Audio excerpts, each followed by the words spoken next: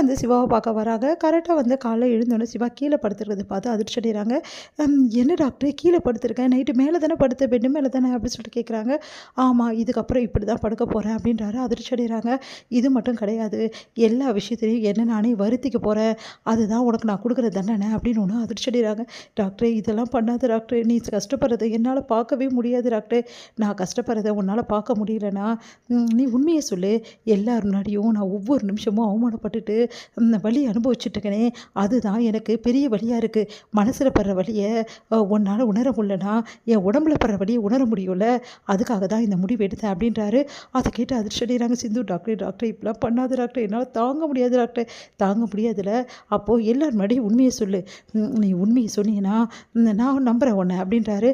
அது எப்படி டாக்டர் நான் சொல்ல முடியும், அப்படி நான் சொன்னேன்னா உன்னையும் என்னை பிரிச்சுடுவாங்களே, உன்னையும் என்னை பிரிச்சுட்டா அந்த வலியை என்னால் தாங்க முடியுமா, நான் இந்த உலகத்தில் இருக்க முடியாது டாக்டர். இங்கே பாரு, எனக்கு தெரியாது, என்னை பொறுத்த வரைக்கும் நீ உண்மையை சொல்லணும். இந்த நரக வேதனை என்னால் தினம் தினம் அனுபவிக்க முடியாது அப்படின்றாரு. இங்கே பாரு டாக்டர், ஒரே ஒரு சான்ஸ் கொடு, எனக்கு ஒரே ஒரு சான்ஸு, என் காதலை உனக்கு நான் உணர்த்துறேன். அப்போது நீ என்ன சொன்னாலும் நான் கேட்குறேன்.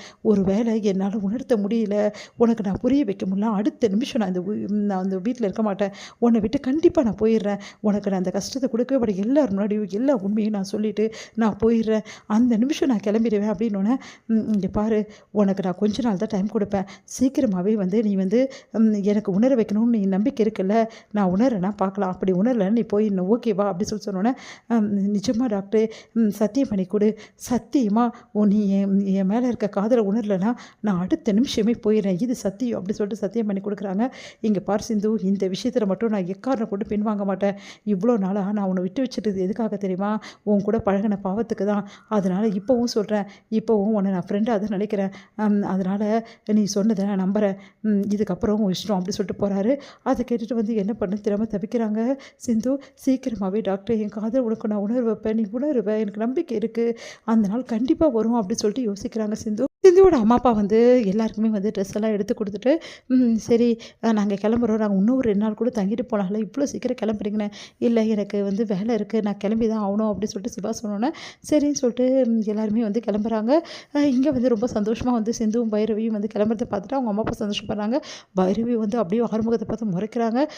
உடனே வந்து ஆறுமுகம் வந்து என்ன பைரவி இப்படி பார்த்து முறைக்கிறேன், அப்புறம் நான் ஏன் முறைச்சேன் அப்படின்ற மாதிரி சொல்கிறாங்க. நீ ஏன் வந்து டைவர்ஸ் கேட்ப, அப்புறம் நீ ஏன் வந்து முறைச்சிட்ருக்க, நான் என்ன பண்ணுறது, உன்னை நல்லவன் நம்பின பாரு, என்ன சொல்லணும், உன்னெல்லாம் நம்பவே கூடாது அப்படி சொல்லிட்டு மனசில் நினைக்கிறாங்க. அடுத்து வந்து எல்லாருமே வந்து சந்தோஷமாக வீட்டுக்கு வர்றதை பார்த்துட்டு வந்து நம்ம அன்னபூர்ணி வந்து அவ்வளோ சந்தோஷப்படுறாங்க. எப்படி ஜோடியாக வந்து இறங்குறாங்க, எனக்கு இது போதும் அப்படின்னு சொல்லிட்டு சந்தோஷப்பட்டுட்டு இருக்காங்க.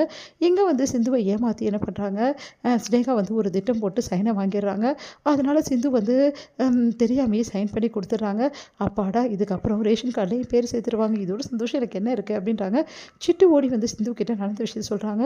உன்னை ஏமாற்றி சைன் வாங்கியிருக்காங்க, உனக்கும் டாக்டருக்கும் விவாகரத்துக்கான பத்திரம் தான் அது, நீ தெரியாமல் வந்து கையெழுத்து போட்டு கொடுத்துருக்க சிந்து அப்படின்னு ஒன்று அதிர்ச்சி அடைகிறாங்க.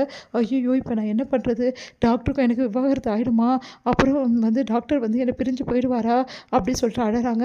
ஏய் சிந்து அழாத, நீ சிவா அண்ணன் வந்தோடனே பேசு, அவர்கிட்ட சொல்லு, நீ தான் அவர்கிட்ட டைம் வாங்கியிருக்கல, அதுக்கப்புறமா பிரச்சனை இருக்காது, கண்டிப்பாக சிவா அண்ணன் புரிஞ்சுப்பார். எனக்கும் டாக்டருக்கும் வந்து டைவர்ஸ் ஆகிடுச்சுன்னா அப்புறம் நான் என்ன பண்ணுவேன், எப்படி அவருக்கு நான் புரிய வைப்பேன் அப்படின்னோடனே, நீ பேசு, ஒன்றும் ஆகாது, இப்படி பண்ணிட்டாங்களே, அவங்கள போய் நம்பி நான் வந்து கையெழுத்து போட்டு கொடுத்துட்டேனே அப்படி சொல்லிட்டு மனசு கஷ்டப்படுறாங்க. பண்ண வேலையை கேட்டுட்டு சிவா செமையாக டென்ஷன் ஆகிறாரு, ஒத்துக்க மாட்டேங்கிறாரு டைவர்ஸ்க்கு.